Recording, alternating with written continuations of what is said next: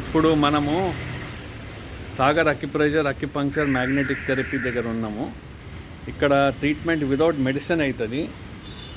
ఈ joint pains, back pain, knee pains, sciatica pain, L4 L5, slip disc bulge, spondylosis, neck pain, cervical spondylosis, దీని అందరికీ without medicine treatment అవుతుంది. ఇక్కడ ఒక patient ఉన్నారు, వాళ్ళు మీతో మాట్లాడతారు.